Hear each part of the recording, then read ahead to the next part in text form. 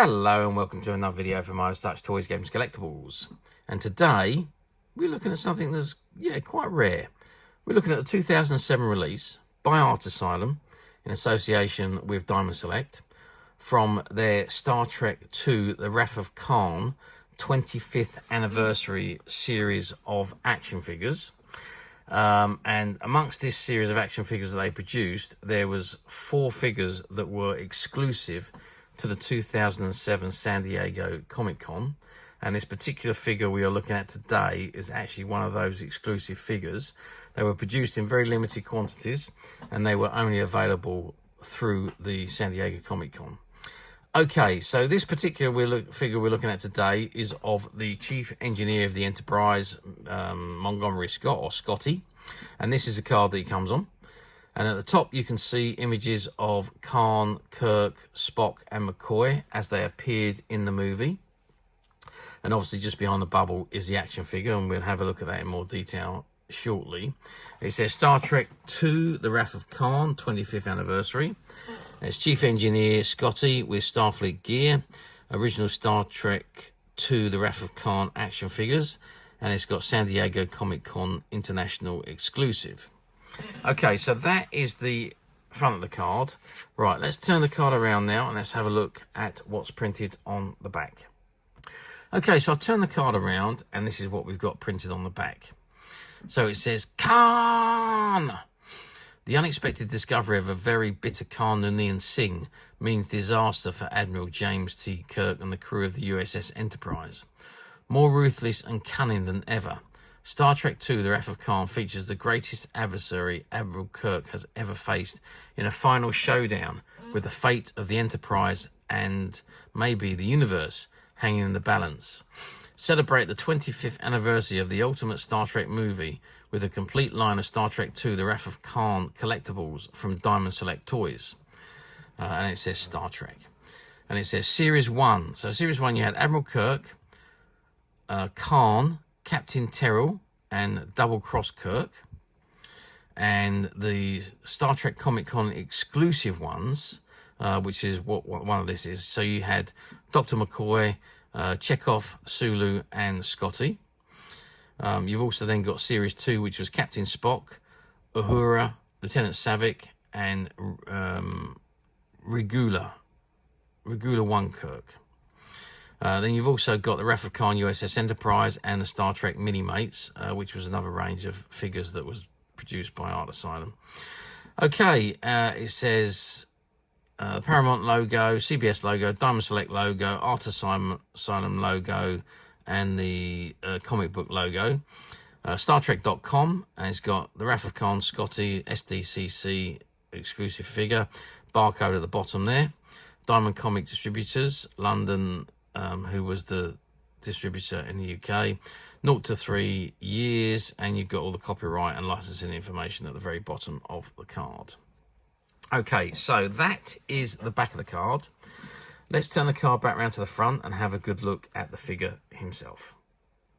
Okay, I've zoomed right in on the facial feature of the figure, and I must say it's terrific. It's a very good likeness of James Doohan as he appeared in Star Trek II, The Wrath of Khan, with his hair now going grey and his tash across his lip. Now, just before he put on a lot of weight, so it's just before that point, but obviously he's not as slim as he was in the motion picture or in the TV series. He is a little bit, obviously as you get older you get wider, so he's a little bit bigger than we remember him from the original television series. But the likeness, the facial features is excellent, I've got to say. They've done a very, very good job let's just turn it to the side a bit so you can see the side profile. They've done a very good job and on the face. It's not 100% right. Oops, excuse me, I've knocked the packet over. It's not 100% right, but it's very, very close, and it is very, very good, I must say. I'm really impressed with some of the mouldings on these figures. The Art Asylum figures were fantastic in my eyes, with some of the way they moulded the facial features to look exactly like the characters. So superb. facial features. And then, of course, we come on to the amazing uniform. And this is, for me, it's the best uniform that they ever wore in Star Trek. I'm getting a lot of light back. I'm just going to see if it... No, it's not much better with the lights off, so I'm going to leave it on, just try and get through this. So there's the uniform. Say that tunic was just amazing. Really think that was the best uniform that they ever had in Star Trek. And there's his black trousers and all the way down to his black boots. So yeah, very, very good detailing. And these figures are all nice and soft rubber as well, so they're not hard, unmovable rubber like you had with some of the Playmates figures. These figures were very nice, soft and pliable. And also he comes with 2 replacement hands, and also his phaser there and his communicator. And let's just zoom right in on those so you can see it's the new style phaser as you saw in the motion picture, and it was the same phaser that was used in the Wrath of Khan. Slightly different, but pretty much the same phaser.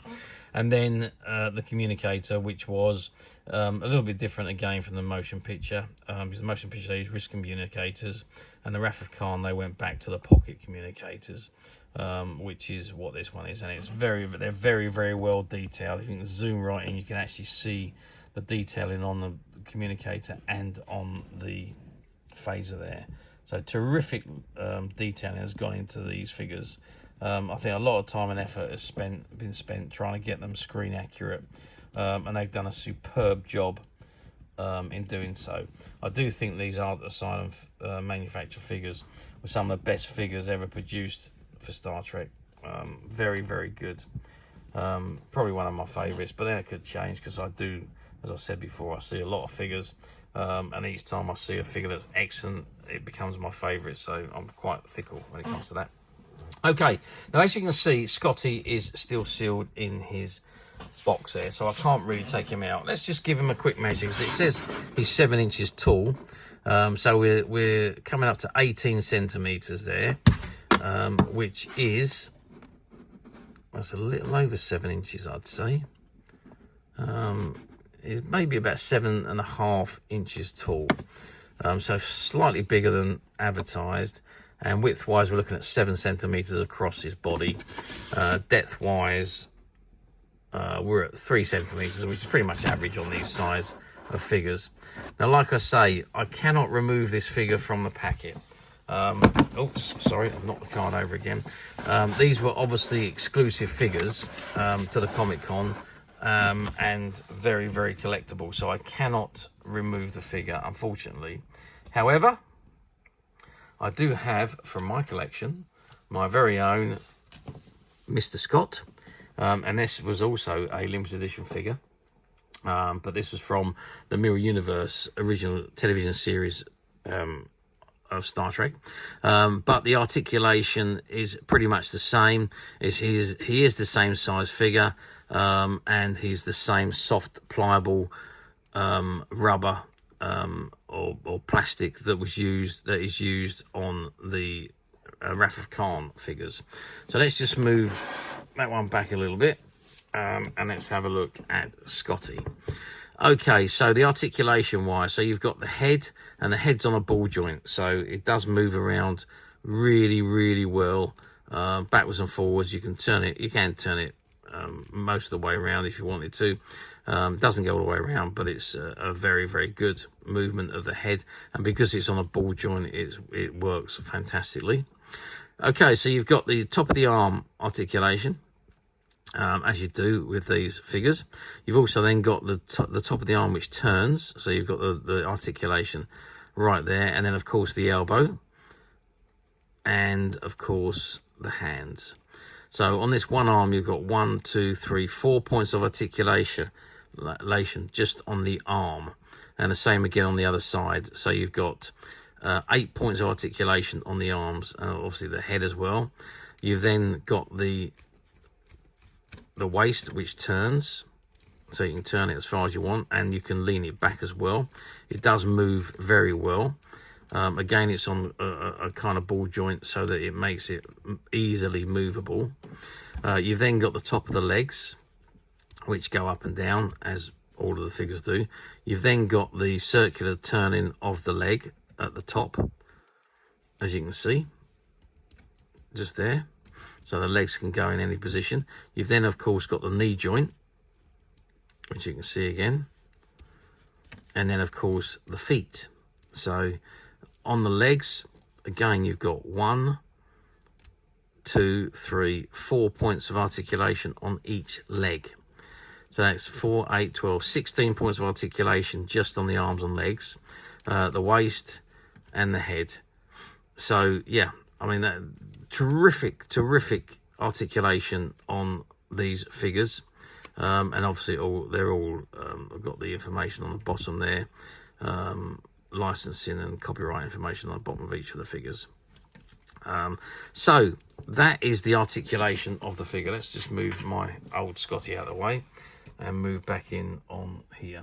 Okay, so how well these figures do? Well, you've got to remember this particular batch of figures was exclusive Comic-Con figures. So they were only limited production run, and they were only sold at the Comic-Con, or sold through the Comic-Con. So there were some shops that managed to secure some quantities at the Comic-Con or through the Comic-Con, and some of the stores had some left over after the Comic-Con, and they were sold through their stores. But originally it was all through the Comic-Con. You had to really be an order these at the Comic-Con to be able to have them. Now, UK wise, they were very, very rare indeed, because there was only 1 or 2 suppliers, importers of these particular figures. They're very difficult to get in the UK. I think maybe some people were just ordering them from overseas because they're such a rare figure to find. As I say, because they were so limited and exclusively to the Comic-Con. So do these come up very often on the platforms? Well, not really. They occasionally pop up. Don't get me wrong, you do see more of the Series 1 and Series 2 of these figures, but the Comic-Con exclusives very rarely appear on the platforms. And as I say, that's because they were limited quantities, only available for that very limited time, and they sold out very, very quickly. So, no, they don't appear very often.